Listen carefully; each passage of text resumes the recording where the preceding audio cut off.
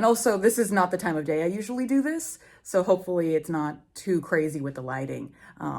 We're just gonna have to work with it. Today I want to talk about the feminine gaze, TikTok, and a guy named Kevin. Sounds like the setup of a really bad joke. The feminine gaze, TikTok, and Kevin all walk into a bar.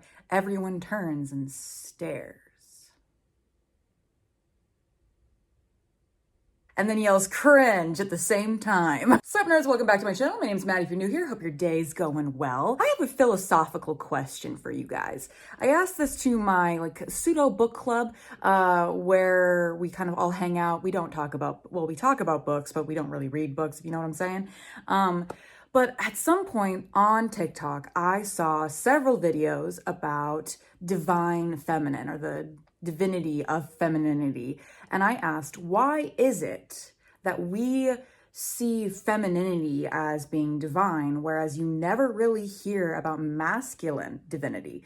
Is it because we inherently think the masculine is divine, or that femininity has more godlike attributes? Or in my personal opinion, that there is more saint-like attributes of being feminine? So please ponder that in the comments. It was a wild day in the group chat because it was also the day my friend Rachel asked, is consensual choking vanilla? So also ponder that as well. Let's move on to the actual topic of the video, shall we? For the video that we're actually doing today, I wanted to expand upon the concept of the female gaze and how it kind of blew up on TikTok recently regarding a situation by the user Kevin, whose channel I'm not going to be plugging or anything like that. If you're clicking on the video, I have a feeling you know or at least have heard of this man. So because I want to talk about the female gaze, I thought that for this video, I would do a minute bit of research into it, and I would go to a peer-reviewed place that all millennials hold in great regard, and that would be Urban Dictionary. The highest rated definition for the female gaze on this well-known website is, when you look up female gaze, the definition that comes up is Tom Hiddleston. Tom Hiddleston definitely defines what the female gaze kind of looks for. And if you don't know what the female gaze is, because I did have to explain this to my father recently, men tend to think that women have the same interests that men do in men, which would be muscles, very successful. Whereas over the course of the last, I want to say 5 or 6 years, it's been pretty clear that women do not look for the same attributes in men that men expect them to, if that makes sense. And so if you're going to define the female gaze by being Tom Hiddleston, tall, thin, sensual, sensitive, as well as still being, affluent in a lot of ways, that to me is a pretty a good definition of the female gaze. But we gotta talk about Kevin. It sounds like a bad HBO drama about a white woman raising an incel son, which in retrospect is actually exactly what this video is kind of about. Kevin here popped off on TikTok because he did a lip sync to an audio where you start off shy and you get more confident as the audio progresses. This is not a new trend, but Kevin did something that I find very intriguing. On first glance, Kevin, as you can definitively probably tell, is not conventionally attractive, regardless of, I think, a gendered gaze or not. I think that is probably an established fact. And not to be unkind, but I think that he also is aware of that fact. I remember seeing this video and going, oh, cool video, and moved on with my day. Color me surprised when this video ended up getting like 2 million views and he started being named the TikTok definition of the female gaze, which, oh boy, oh my, okay, let's keep going, shall we? I ended up poking around in his comments because I was curious about what made this man so attractive to people. And it definitely relies on the fact that he does come off very confident in his lip syncs. What I find very interesting about TikTok is the level of thirst there is for this man in his comments and his stitches. He's created like a cult level of infantilization for him, and I found that very odd. As we can now see, there is a layer of subterfuge happening with this particular content creator. And I do find it interesting how well he played into the hype that he created for himself. Now, I do like to kind of create stories for how things potentially came about.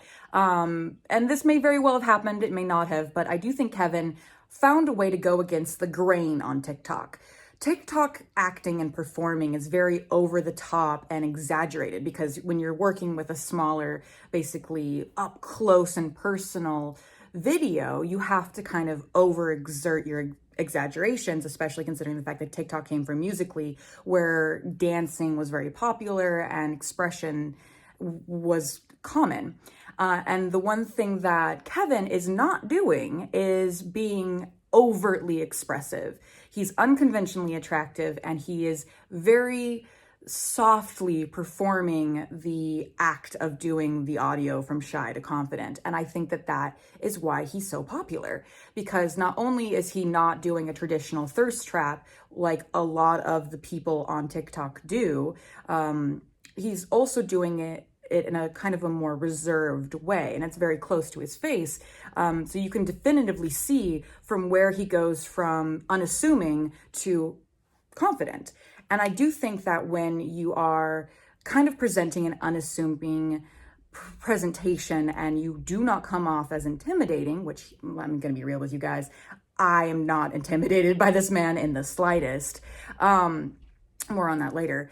But I do think that he used that lack of intimidation to then become confident. And when a man does that, especially in regards to the female gaze, it's very attractive because your defenses are down. You're not thinking of this man as a big, burly, sexy dude. He's just some regular guy. And all of a sudden he's being very attractive by being confident. And confidence is a major thing for the female gaze when it comes to unconventional men, if that makes sense. I'm not really reading off of my script at this point, so hopefully this video comes out good. The one thing I find interesting about TikTok is that being hot isn't necessarily enough to get you followers. You have to be hot and have a niche. Like, you have to be hot and chop wood. You have to be hot and make food. Like, there has to be a thing that you do. And what I find interesting about this particular content creator is that he's not conventionally hot, but he is confident and he found a way to make that his thing. And I like that. I think that's interesting. Now, let's talk about the elephant in the room. So I am not that curious about people's backstories on TikTok. I do not find myself typically going down the mini TikToks, especially when it's a thirst trap. I don't typically do that, except for the girl who chops wood. I've recently binged a lot of her content. By pride. But of course, other people are far more interested in that than I am. And lo and behold, on Kevin's page, there are an extensive amounts of hateful content, specifically abuse fantasies, fantasy skits, basically, and transphobia, a whole bunch of other not fun things. I will not be putting any of his content in this video, as you can probably tell, because I just don't think that I want to give him more attention. And I also only saw one person reacting to one of his abuse skits, and I don't want to watch more. It was disturbing enough being watched through someone else's video that I was like flat out, no, not for me. I don't want to see more of that. Now, what I find fascinating about this situation is that this particular situation makes a lot of sense. And I know that that's mostly me being relatively bitter when it comes to this particular guy becoming the definition of the female gaze, but secretly being an incel. Here's the thing. Do I think that he aligns himself with this content?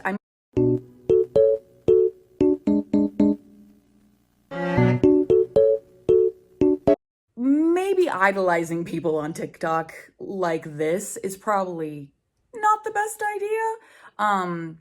And also, because he's unconventionally attractive, does not make him a good person.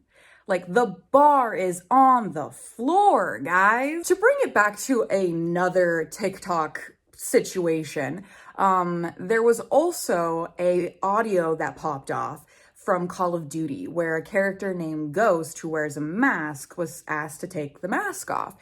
And the guy was like, I'm not doing that.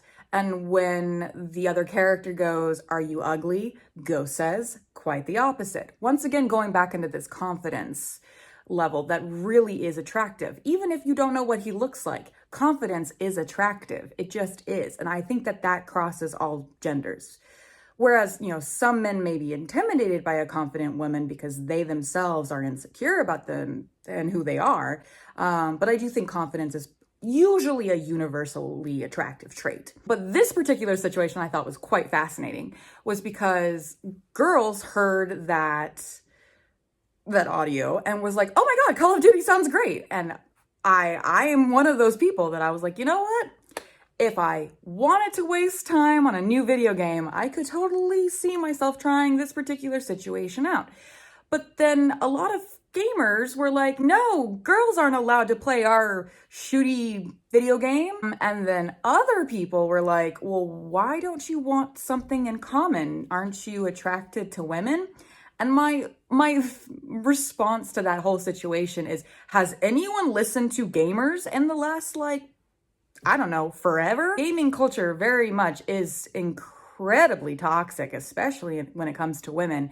And I am not surprised that when they baby girlified Ghost, it did not go as planned. You would think that, hey, this person now has the same interest as me. Maybe we should have a conversation. No, I'm gonna just yell at her for being a stupid girl.